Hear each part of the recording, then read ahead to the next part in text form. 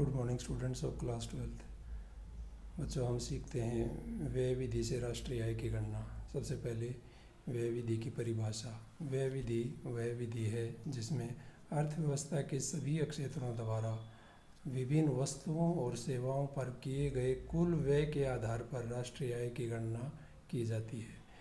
ये जो कुल खर्च होता है ये जीडीपी यानी बाजार कीमत पर सकल घरेलू उत्पाद के बराबर होता है।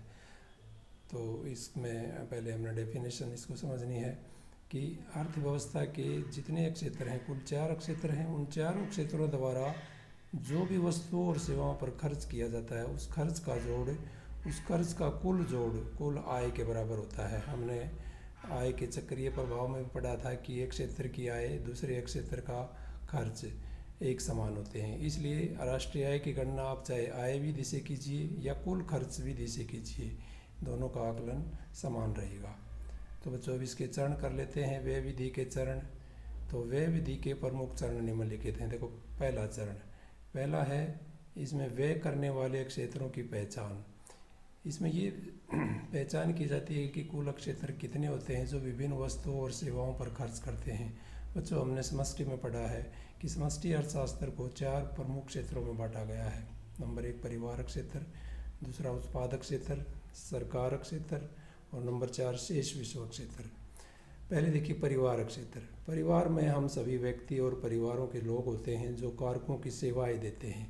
तो एक तरीके से इसमें वस्तुओं और सेवाओं पर उपभोग खर्च के रूप में व्यय किया जाता है। एक व्यक्ति जो उपभोक्ता है वो अपनी ज़रूरतों को पूरा करने के लिए वस्तुओं और सेवाओं पर खर्च करता है, तो उसका खर्च उपभोग खर्च कहलाता है, जिसको हम सी से डिनोट करेंगे। दूसरा है उत्पादक क्षेत्र। उत्पादक क्षेत्र वस्तुओं का उत्पादन करता है और उत्पादन करने के लिए उसको बड़ी बड़ी मशीनरी, इमारतें और पूंजी निर्माण पर खर्च करना पड़ता है। तो इस प्रकार उत्पादन क्षेत्र उत्पादन करने के लिए जो स्थिर संपत्ति पे खर्च करता है उसे हम उत्पादन क्षेत्र कहते हैं, और उसका जो खर्च होता है उसे हम निवेश कहते हैं। सरकार भी एक क्षेत्र है जो अपनी ज़रूरतों के लिए विभिन्न प्रकार की वस्तुओं का क्रय करती है, उनको खरीदती है, अपने कर्मचारियों को वेतन भी देती है।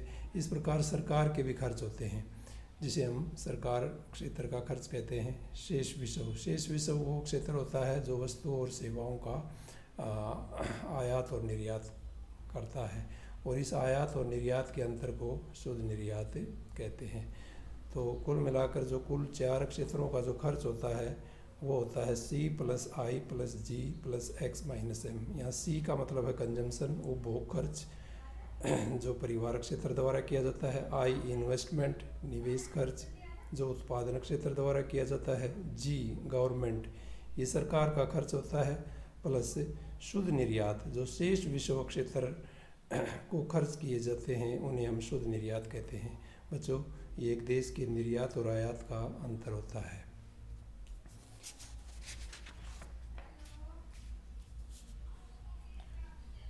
चलो, अब दूसरे चरण में हम अंतिम व्यय का वर्गीकरण ये पढ़ते हैं। ये थोड़ा सा इम्पोर्टेंट चरण है।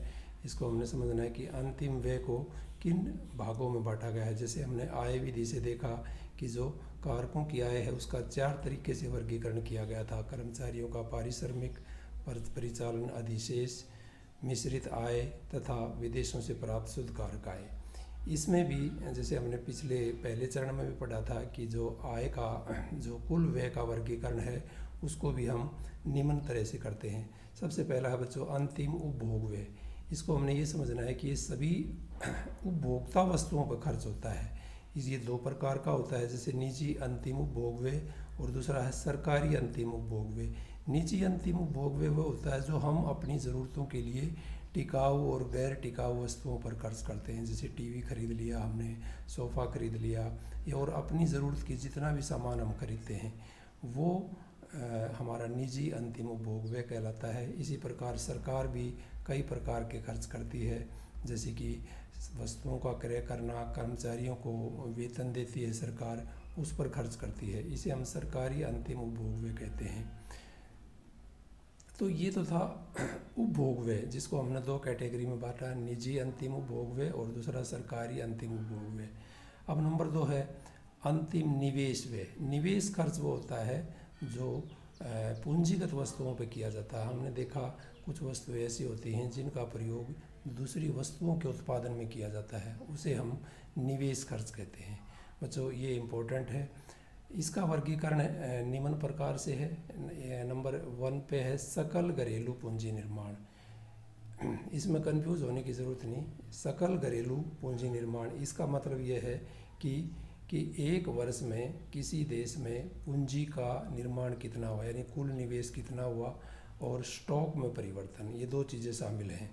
तो बच्चों इसका वर्गीकरण हम इस तरीके से समझ सकते हैं कि जो सकल घरेलू पूंजी निर्माण है उसमें दो चीज़ें शामिल हैं। एक स्थायी पूंजी निर्माण, जिसमें भवन निर्माण है, मकानों की खरीद है, या कोई भी मशीनरी है, अचल संपत्ति है, इसके उत्पादन पर जो खर्च होता है ये सकल घरेलू स्थायी पूंजी निर्माण कहलाता है। स्थायी पूंजी मतलब ऐसी पूंजी जिसका प्रयोग उत्पादन में बार बार किया जा सकता है, जैसे मशीनें, प्लांट, बिल्डिंग, सड़क, पुल, इस प्रकार जो पूंजीगत वस्तुएं हैं जिन पे खर्च होता है उसको हम स्थायी पूंजी निर्माण कहते हैं।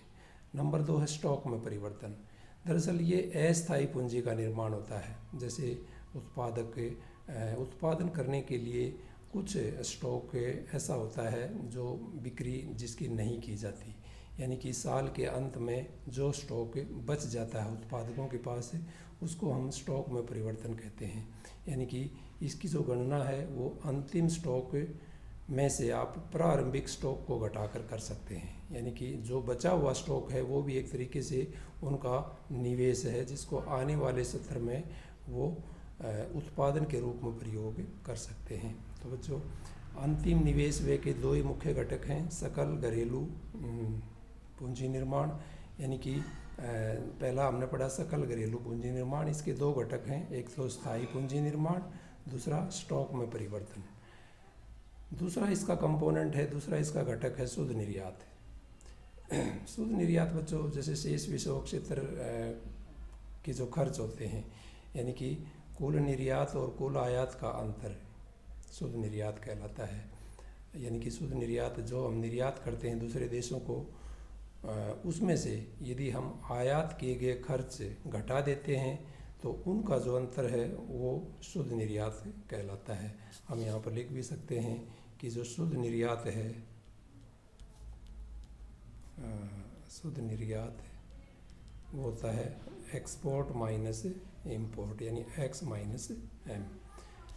तो ये था हमारा दूसरा चरण, जिसमें हमने अंतिम व्यय का वर्गीकरण किया। एक बार फिर से मैं आपका रिवीजन कराता हूँ।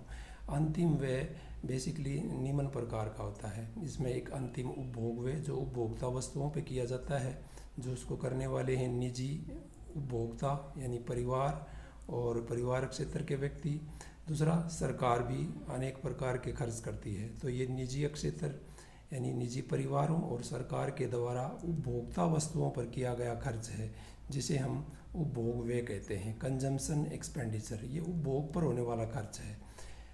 दूसरा है निवेश खर्च। निवेश यानी कि पूंजी निर्माण पर खर्च, और निवेश खर्च का भी दो तरीके से वर्गीकरण किया गया, एक सकल घरेलू पूंजी निर्माण और दूसरा शुद्ध निर्यात। सकल घरेलू पूंजी निर्माण के दो तत्व हैं, दो घटक हैं, एक स्थिर पूंजी निर्माण यानी स्थायी पूंजी में की वृद्धि में होने वाला खर्च, दूसरा स्टॉक में परिवर्तन यानी कि जितना स्टॉक उत्पादकों के पास साल के अंत में बच जाता है, यानी अंतिम स्टॉक में से हम प्रारंभिक स्टॉक घटाकर स्टॉक में परिवर्तन की गणना करते हैं। और दूसरा इसका कंपोनेंट है शुद्ध निर्यात, यानी कि कुल निर्यात और आयात का अंतर शुद्ध निर्यात कहलाता है। तो इस प्रकार हमारा दूसरा चरण समाप्त होता है। और अब बारी है तीसरे चरण की। वीडियो थोड़ा सा क्लियर नहीं है, आप थोड़ा सा इसको पॉज करके या जूम करके समझ सकते हैं। तो तीसरे चरण में हम अंतिम व्यय की गणना करते हैं, जैसे कि हमने आय विधि से किया था कि तीसरे चरण में राष्ट्रीय आय की गणना करते हैं। इसमें क्या करते हैं कि सभी क्षेत्रों द्वारा जो किया गया कुल खर्च है उसको जोड़ दिया जाता है, और जोड़ने के बाद हम राष्ट्रीय आय की गणना कहते हैं। इसमें जो सभी क्षेत्रों के खर्च को हम जोड़ेंगे उसका मूल्य बाजार कीमत पर सकल घरेलू उत्पाद के बराबर होता है, यानी GDP-MP के बराबर होता है। देखो, जब हम सभी क्षेत्रों का खर्च जोड़ेंगे तो हमारे पास जो आंसर आएगा वो GDP-MP के बराबर होगा, यानी कि बाजार कीमत पर सकल घरेलू उत्पाद GDP-MP। उसमें हमने कौन कौन से 4 कंपोनेंट जोड़ने हैं जो पढ़े थे। निजी अंतिम उपभोग व्यय यानी कि C प्लस सरकारी उपभोग व्यय, सरकार के द्वारा जो उपभोग खर्च किए जाते हैं, यानी कि G प्लस सकल घरेलू पूंजी निर्माण। दरअसल ये निवेश खर्च का ही संक्षिप्त रूप है, यानी कि पूंजी के निर्माण में कुल वृद्धि, जिसमें हमने पढ़े थे कि इसमें स्थायी पूंजी निर्माण है और स्टॉक में परिवर्तन है, ये 2 चीज़ें शामिल हैं। प्लस शुद्ध निर्यात यानी कि कुल निर्यात और आयात का अंतर। तो इन चारों खर्च को जब हम जोड़ते हैं बच्चों, तो हमारा जो कुल उत्पादन का मूल्य आ जाता है GDP-MP, यानी कि C plus G plus I plus X minus M। अब आप सोचोगे ये तो कुल खर्च है, तो ये राष्ट्रीय आय कैसी होगी। आपने राष्ट्रीय आय के चक्रीय प्रभाव में पढ़ा था कि एक क्षेत्र की जो आय होती है, जो कुल उत्पादन का मूल्य होता है GDP, वो बच्चों उस मूल्य को, उस उत्पादन के मूल्य को हम कारकों को उनकी आय के रूप में विभाजित कर देते हैं, यानी कि उत्पादन का मूल्य उस कारक आय के बराबर है और उस आय को फिर से विभिन्न वस्तुओं यानी कि उपभोक्ता वस्तुओं, पूंजीगत वस्तुओं या सरकार के द्वारा या शुद्ध निर्यात के रूप में खर्च कर दिया जाता है। तो इस प्रकार GDP-MP है वो उपभोग खर्च प्लस सरकारी उपभोग खर्च प्लस निवेश खर्च तथा शुद्ध निर्यात के मूल्य के बराबर होता है। अब GDP-MP से हमने गणना करनी है राष्ट्रीय आय की, तो हम स्टेप बाय स्टेप चलते हैं। दूसरे स्टेप में हम देखते हैं कि GDP-MP से हम NDP-MP प्राप्त कर लेते हैं। GDP में G यानी कि सकल हमने चाहिए, N नेट यानी कि सकल में से आप मूल्य ह्रास घटा दीजिए। तो बच्चों GDP-MP में से जब मूल्य ह्रास घटाएंगे तो आप NDP-MP प्राप्त करेंगे। और इस प्रकार NDP-MP से हमें चाहिए NDP-FC। जब NDP-FC यानी बाजार कीमत पर शुद्ध घरेलू उत्पाद में से, इसमें क्या है बाजार कीमत, इसमें अप्रत्यक्ष कर शामिल हैं। तो जब हम शुद्ध अप्रत्यक्ष कर घटा देंगे NDP-MP में से, तो हमें NDP-FC प्राप्त होगा, यानी कारक लागत पर शुद्ध घरेलू उत्पाद। अब इस घरेलू को हमें राष्ट्रीय में कन्वर्ट करना है, NDP को हमने NNP-FC में कन्वर्ट करना है। तो NNP-FC यानी कि राष्ट्रीय आय, ये जो मूल्य होता है ये राष्ट्रीय आय के बराबर होता है। तो NNP-FC का मूल्य प्राप्त करने के लिए हम NDP-FC में NFIA यानी विदेशों से प्राप्त शुद्ध कारक आय जोड़ देते हैं। इस प्रकार अंत में हम NNP-FC प्राप्त करते हैं और यह राष्ट्रीय आय कहलाती है। तो बच्चों आई होप इस लेक्चर के माध्यम से आपने आय कुल व्यय विधि से या फिर ये कह लीजिए कि व्यय विधि से राष्ट्रीय आय का आकलन करने को सीखा है। आई होप आपको ये चीज़ें क्लियर हुई हैं, और जो भी कोई डाउट हो आप बाद में कंफर्म कर लेना। इस क्वेश्चंस को आप नोट करें। Thank you. जय हिंद।